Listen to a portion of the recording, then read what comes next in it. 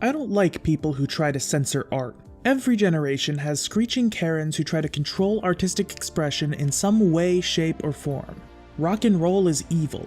Dungeons and Dragons is satanic. GTA teaches kids to kill. Huckleberry Finn normalizes racism. These people have always existed and they've always pissed me off. But they don't always win. Recently, publisher Hat Studios came under fire from the Twitter Gestapo over the game Sense, a Cyberpunk Ghost Story. Why? Apparently, characters having large boobs means they're marketing porn to kids. Yeah, I don't get it either. But in the face of harassment and literal death threats, Hat Studios held their ground and refused to cater to the outrage mob. And you know what? I respect that.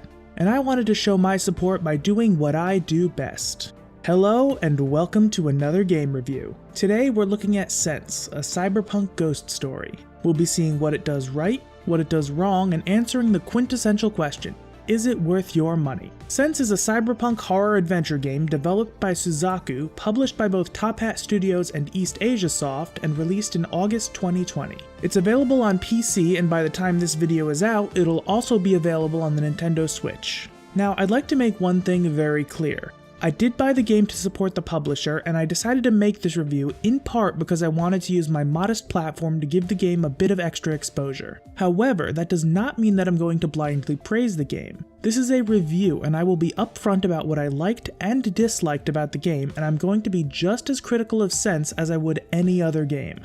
I take my reviews very seriously, as they, more so than my other content, have the ability to impact the purchasing decisions of my viewers. If at any point you think I'm doing a good job, please do consider leaving a like. It really does help me out, and it lets YouTube know that my content is worth promoting. So with all that said and done, let's begin. First up, the technical bits. The system requirements are on screen now, and they are not very demanding at all. Performance on my end was excellent. I completely maxed out the settings, and the game never once had any stutters, hitches, framerate dips, or crashes. I personally encountered no major bugs or glitches, though I have seen reports that some users were having trouble with one of the puzzles causing a soft lock. I did not personally experience this, but from what I've seen, it can be worked around, and the devs are aware of the issue. There were a couple of UI bugs, but I'll talk about those more in the gameplay section of the review. Overall, on a technical level, the game is pretty solid. On to visuals. Sense has a gritty, somewhat cartoonish art style that's not quite anime, but definitely draws some inspiration. Stylistically, it takes on a lot of common cyberpunk tropes, such as the vivid neon purples and blues of advertisements and technology that contrast the desaturated browns and grays of the city itself. The characters themselves cover the entire spectrum of normal human all the way to augmented and hypersexualized. The majority of the pushback has been based on some of the sexual aspects of the world of Sense, but the commodification of sexuality and transhumanism are pretty bog-standard themes in any cyberpunk setting, so I don't feel like Sense was going out of its way to be sexually gratifying or edgy. The animations can be a bit awkward, but nothing that took me out of the experience. There are also these sections that are stylized like a comic book in place of traditional cutscenes, with a more 2D art style organized by panels. I think these looked pretty nice. A lot of these also play into the horror elements of the game, though I'm going to avoid showing those in this video for spoiler reasons. Artistically, the horror elements can be pretty creepy, though nothing that hasn't been done before. There's some body horror, a few atmospheric bits that felt distinctly Lovecraftian, a section that to me felt very reminiscent of Junji Ito's work, and once you get past the intro, things are generally extremely dark and desaturated. I personally like the character design. The living characters are somewhat caricatured, but usually not to the extreme lengths that many cyberpunk characters tend to be, at least for the most part. Our protagonist May, for instance, looks downright normal except for her distinctly cybernetic eyes, which lead to some really cool artistic shots throughout the game. The ghosty characters are each uniquely crafted to give off a grotesque depiction of whatever vices controlled them in life or whatever horrors brought on their untimely death. I can't really give much in the way of examples here because spoilers, but they all fit in a thematic sense and I liked it. Overall, I liked the artistic style of Sense, though nothing about it really blew me away. I think that for the most part, it's gonna be down to personal preference. Sound and music. The sound effects were a bit of a mixed bag for me. The sound effects ranged anywhere from really good to kind of annoying. For example, things like a spirit knocking on the walls, the rattle of a locked doorknob, or the rustling as you search through a bunch of papers were all very well sourced and well implemented. However, some sound effects really didn't appeal to me. In particular, I really dislike the sound that footsteps make in this game. It just doesn't sound like footsteps to me. It wasn't enough to break my immersion, but since you hear that sound effect every time you take a step, I'd have liked something a bit more footsteppy. One thing I will say is that the actual sound engineering was pretty spot on. I noticed that a lot of games with smaller or inexperienced developers have sound design that works on paper but ends up just feeling like a bunch of assets thrown together rather than a complete project. This seems especially common when opening creaky doors for some reason, where the creak will be way louder than it needs to be. I noticed none of that kind of thing in Sense. Everything was as loud, soft, clear, or muffled as it needed to be, and I appreciate that. The music is very much an atmospheric kind of deal. It's very rarely up in your face and instead is meant to enhance the setting or the story. In many sections, there's no music whatsoever. In cases where the music is more prominent, it's done for very deliberate reasons, such as the thumping techno music of the nightclub or the frantic drum beats as a ghost is trying to kill you. But for the most part, it's either calm and relaxing or subtly eerie and suspenseful. The soundtrack can largely be described as synthwave. It's a cyberpunk game. Did you expect there to not be synthwave? But some tracks do have a distinctly Chinese influence as well, which makes sense considering the game is set in China. Overall, the audio presentation of Sense didn't go above and beyond, but I liked it. On to story. Sense is set in China in the year 2083. As established earlier, this is an explicitly cyberpunk setting. Our protagonist Mei makes her way to a local nightclub for her first date with a guy she met online. However, she soon finds herself stuck in an apartment complex that has been boarded up since the 1980s, and I promise it makes more sense in context. Naturally, the shit's super haunted. The basic story from here on out is about Mei trying to find her way out of the building while also releasing, pacifying, or exorcising the spirits of the building's former tenants. Sense leans very heavily on Cantonese folklore and Taoist mythology. All the supernatural elements within the story are done from that Taoist perspective, with offerings and shrines that placate some spirits, food that can act as a spiritual barrier, Taoist rituals that can combat the more powerful spirits, and so on. I personally know very little about the religion, but it was presented in such a way that I was told the things I needed to understand, but I wasn't overwhelmed with information. The actual narrative of the game, that being Mei trying to escape the haunted apartment complex, ends up taking a bit of a backseat and acts much more as a vessel to explore the lore of the world and the history of the building. As you explore, you'll uncover information that can help you piece together the individual tragic stories of the apartment's former tenants, as well as the overarching events that led to the building becoming mega haunted.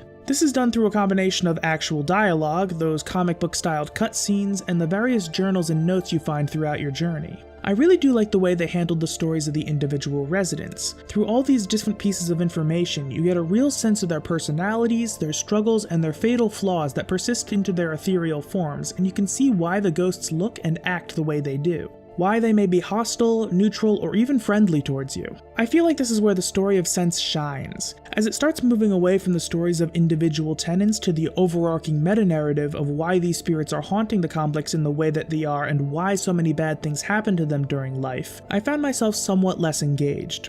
It was a functional story and an interesting peek into a more modern interpretation of Taoist mythos, but I really didn't feel like it stood up next to these deeply personal looks at the individual spirits. And another thing that I really appreciate is that Sense doesn't always spell everything out for you explicitly and lets the player take in the various storylines for themselves, even as they get all layered and complex. I'm gonna give an example of this, but to do so I kind of have to spoil some of the lore. This won't spoil any of the meta-narrative or the main narrative, but it will spoil a piece of the story about one of the spirits. So yeah, spoiler warning for as long as this icon is on screen. One of the apartment's tenants is a woman by the name of Maddie Mao. Now the thing about her is that while it's never explicitly stated, it's made pretty clear through context clues that she's transgender. Now keep in mind that this is 1980s China, so that's not exactly something that's going to be readily accepted by society. In Maddie's journal, she details how she ends up dating a guy and falls for him hard. Eventually, she tells him her secret, and he's actually entirely accepting of her. However, as time goes on, he becomes increasingly physically abusive towards her and she's stuck in this horrific cycle. She doesn't want to be beaten and battered, but she still cares for this man, and aside from that, he's one of the few people who has ever actually accepted her in any capacity.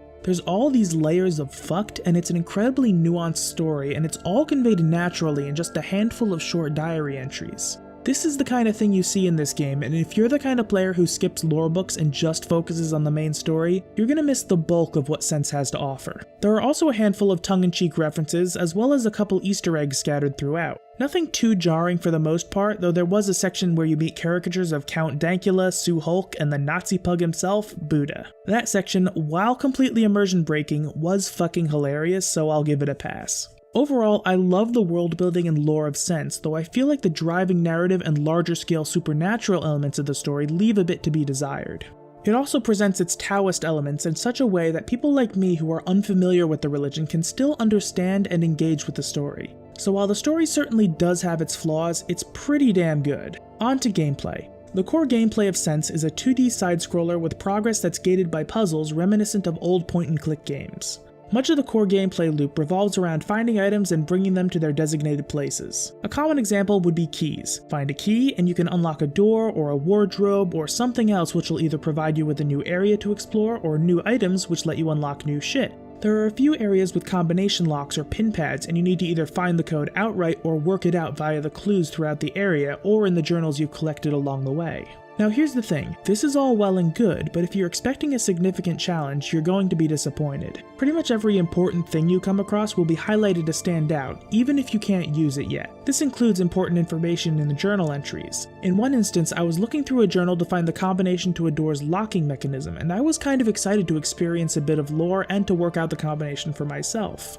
Well, as soon as I opened the journal, I saw the answer I was looking for in big fucking purple font. I didn't even have to read any of the actual journal entries to know that the solution was right there. And it's a shame because after reading the journals, it wouldn't have been ridiculously hard to figure out, so I have no idea why the game felt such a need to hold my hand, especially since some of the other puzzles can be extremely clever, requiring you to grab information from multiple sources, figure out how it fits together, and come up with a solution.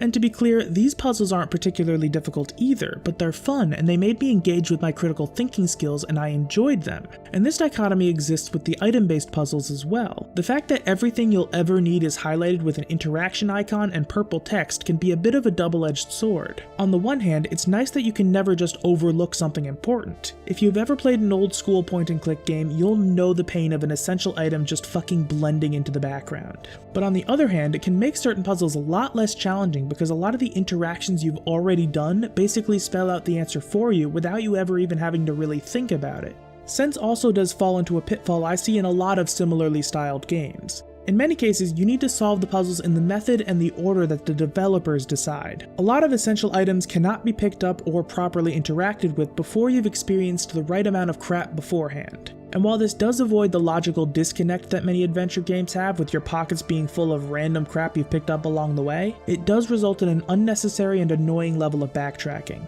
There were times when I'd see an item, figure out exactly how it was supposed to be used, but couldn't grab it until I'd interacted with enough things for May to figure it out. I mean, at one point I found a bunch of joss sticks, which are used in the offering ritual to placate restless spirits. Sure, I didn't need them right at that moment, but you'd think May would realize that they could possibly come in handy in this haunted-ass apartment complex. Often, my thought process for getting past these puzzles was to try to figure out what the developers were thinking rather than trying to work them through logically, which I think is a pretty significant failing. And to be clear, this was not the case with every puzzle. Some were extremely well done, while I felt like others just weren't. One thing I also have to mention is that you very much can die. The most immediately obvious way is getting murderized by the various ghosts.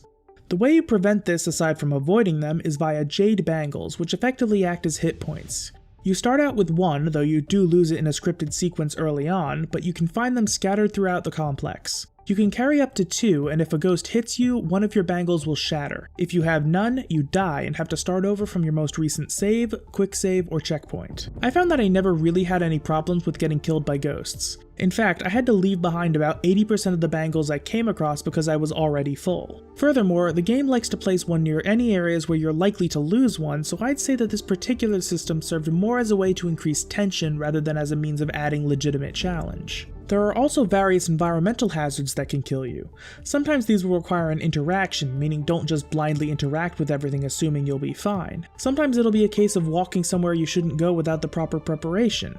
I'll give an example that I don't consider a spoiler because the game explicitly warns you about it. See this? It's a puddle with live wires connecting to it. If you step into the puddle, May will do her best impression of a light bulb and you'll get a game over. There are other hazards, and most of them are pretty obvious, though some of them left me scratching my head as to how in the fuck I was supposed to foresee them as hazards. It's also worth noting that these hazards will kill you irrespective of any jade bangles you may have. There's also a very rudimentary combat system as well as a handful of minigames and quick time events that you'll engage with at various points throughout the game. The combat and minigames all kinda suck, but the minigames are only done once each and there are only a handful of very easy combat sections. So due to their scarcity, I can forgive their lack of quality. Another interesting feature is the game's saving system. See, this game takes a page right out of old school Resident Evil where you had consumable ink ribbons that you needed to use every time you wanted to save. Here, this is done via Betamax tapes that you'll find throughout the complex, which can be used on any of the players you'll come across to save your game. Also, as you reach certain milestones, the game will give you a checkpoint, and amusingly, you have an unlimited number of quick saves. Since quick saves effectively act the same as a save slot and have no limits, it kind of breaks the purpose of the Betamax saving system since you can just save whenever the fuck you feel like it. And it's not like you can ever lose progress, so the fact that you're overwriting a past save is moot. So needless to say, I hard abused quick saves and almost completely ignored the Betamax system. Earlier in the video, I mentioned that there were a couple of UI bugs that I wanted to mention here. Well, there were two that I came across. The first, and by far most common, was how often the PDA would pop up without me telling it to. The PDA effectively acts as your menu and it lets you navigate to your inventory, your journal collection, collectibles, and cosmetics. It's a fine system on its own, but every so often, for whatever reason, it would randomly select itself upon entering a room or finishing an interaction, preventing me from doing anything until I closed out. There were times when I went to interact with 3 or 4 things in a room and the damn thing would pop up each and every time. It was incredibly annoying and I found myself audibly swearing at my monitor on several occasions. The other issue is one where the little interaction icon doesn't always quite work properly. Sometimes it just doesn't want to highlight the thing you know it has to highlight, and it can be finicky in general. At one point it wouldn't even show up in a section where I needed to use an interaction to bypass a hazard, and I actually found the interaction point completely by accident via mashing the interaction key. Annoying, but it was ultimately minor compared to the PDA issue. Regardless, both of these are issues I'd like to see Suzaku fix.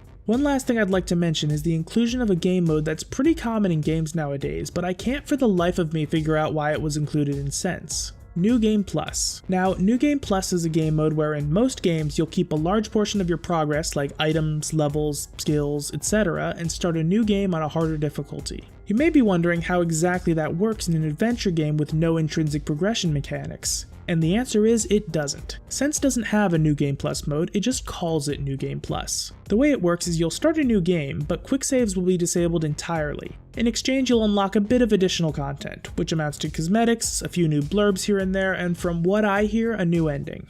Now, I'm not really a fan of this because I don't feel that games like Sense have the inherent replay value to make multiple playthroughs in quick succession fun. This is especially true when you consider that the puzzles are exactly the fucking same as the ones in your standard playthrough, so it's not like the quick saves are even necessary at that point. You already know how to complete every puzzle and where all the hazards are, so you're basically just going through the motions.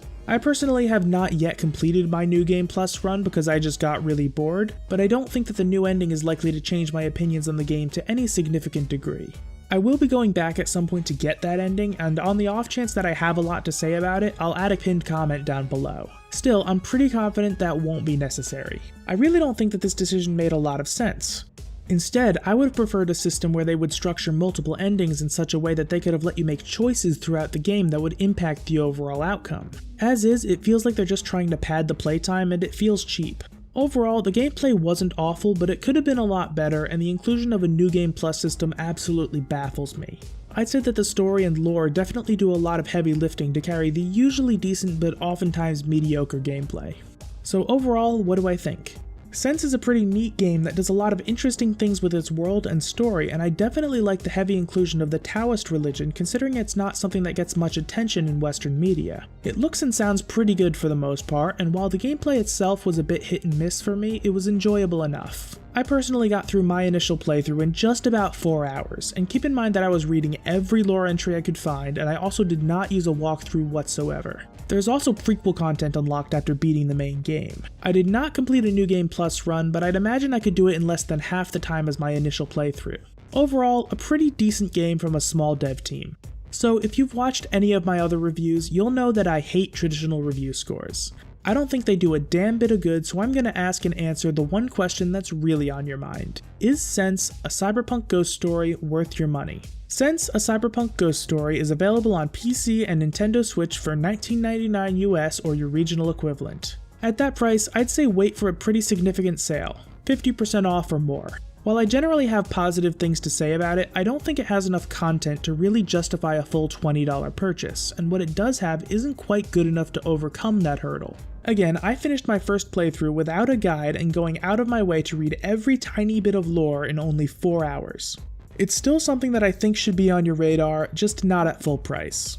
Thanks for watching. If you enjoyed the video, don't forget to leave a like and subscribe if you want to see more. Follow me on Twitter at adstweets for updates and memes. Once again, thank you all for watching and for helping me to reach 400 subscribers, and I'll see you next time. Play the electro swing. Hit the road, Jack, and don't you come back no